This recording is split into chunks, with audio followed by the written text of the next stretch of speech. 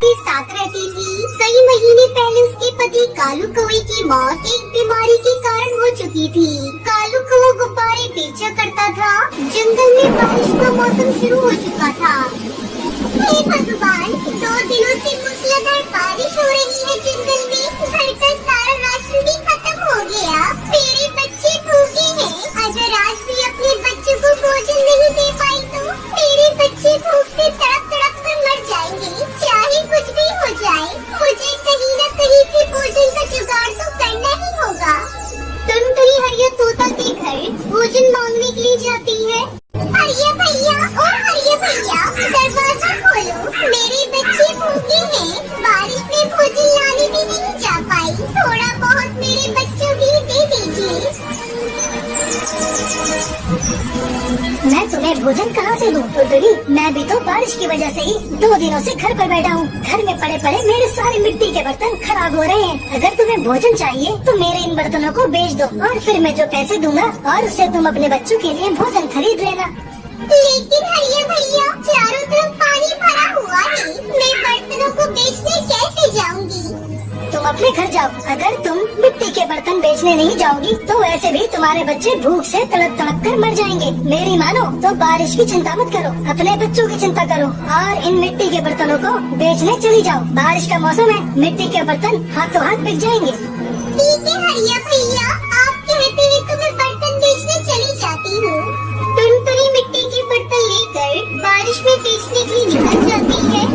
मिट्टी के बर्तन ले लो, मिट्टी के बर्तन, सस्ते अच्छे बर्तन ले लो, मिट्टी के बर्तन ले लो।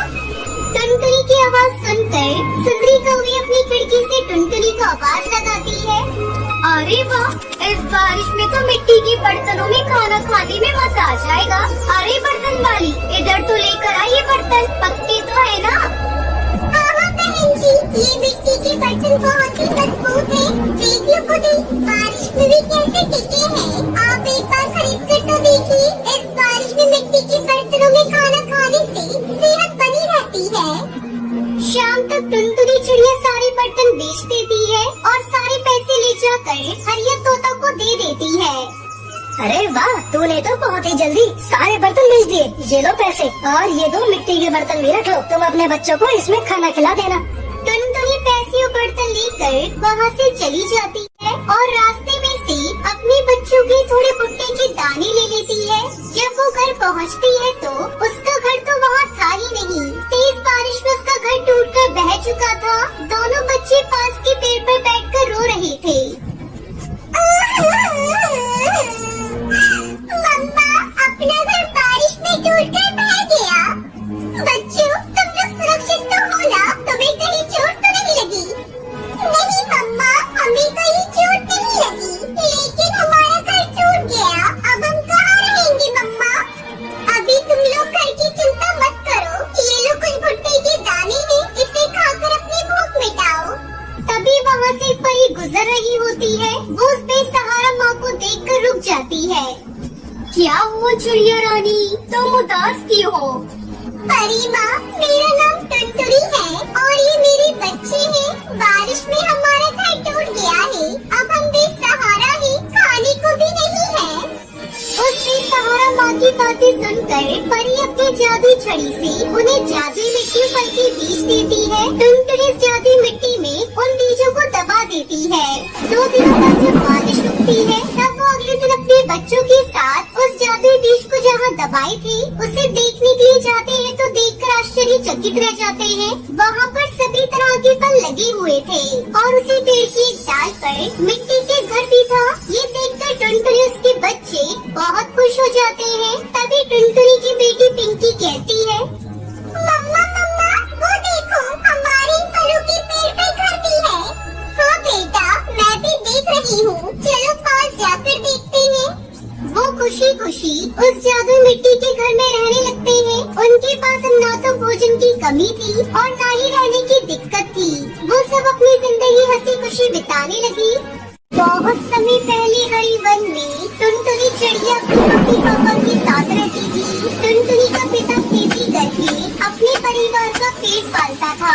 उसे जंगल में लालची मुखिया भी रहा करता था। वो पक्षियों की उपजाऊ जमीन को धोखे से हड़प लिया करता होता था। एक दिन मुखिया बुल्ला बाज कालू कौवे के खेत पर पहुंचता है और उससे कहता है, अरे तुमने मेरे कर्ज को अभी तक नहीं चुकाया। ये खेत मेरे नाम लिख दे, इसके बदले में मैं तेरा सारा कर्ज माफ कर दूंगा।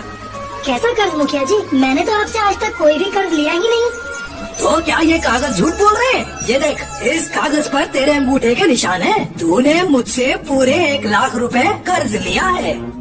मालिक, ये सब झूठ है। आप मुझ पर ऐसा जुल्म मत कीजिए। अगर आपने मेरे खेत को अपने नाम लिखवा लिया तो मेरा परिवार भूखा मर जाएगा। देख कालू, अभी तक तो मैं तुझे प्यार से समझा रहा हूँ। अगर तू फिर भी नहीं माना तो मेरे आदमी तुझे इस खेत में मार कर गाड़ जाएंगे। अब चल भाग यहाँ से। आज से ये खेत मेरा हुआ। मालिक, ऐसा पाप मत करो। मेरे छोटे छोटे बच्चे हैं, उनका तो ख्याल करो मालिक। वो दुष्ट मुखिया कालू की एक नहीं सुनता और उसे वहाँ से भगा देता है। दुखी मन से कालू अपने घर पहुँचता है। अरे क्या बात है पापा, आज हम बहुत थके थके दिखाई दे रहे हैं। आपकी तबीयत तो ठीक है ना? अपनी बेटी की बात सुनते ही कालू फूट फूट कर रोने लगता है।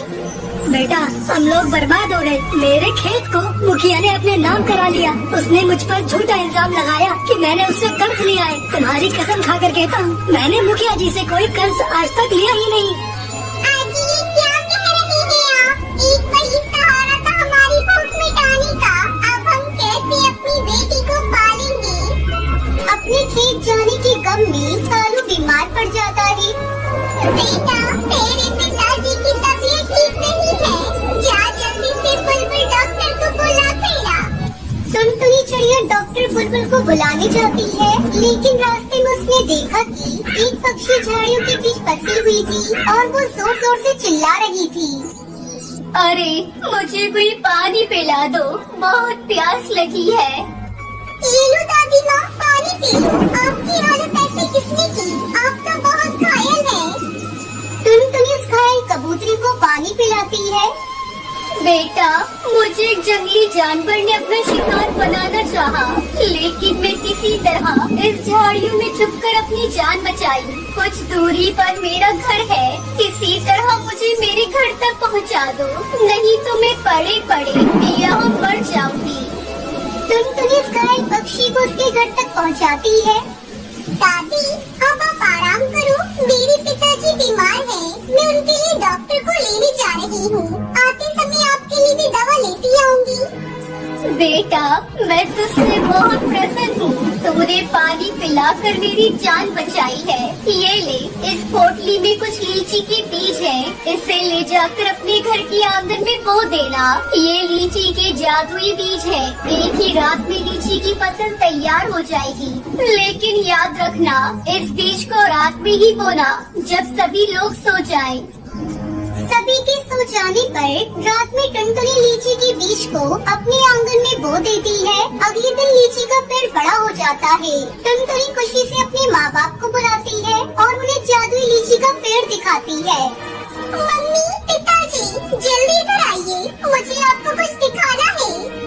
टुनटुनी के माता पिता दौड़े दौड़े आंगन में आते हैं। जब टुनटुनी का पिता कालू कौआ आंगन में लगे लीची के पेड़ को देखता है तो उसकी बीमारी तुरंत ही गायब हो जाती है। वो खुशी से उछल पड़ता है। ये क्या है टुनटुनी? आज से पहले मैंने ऐसा पेड़ कभी देखा ही नहीं। तुमने कब यहाँ लीची का बीज बोया? फिर टुनटुनी अपने पिता को सारी बात बताती है। पिताजी,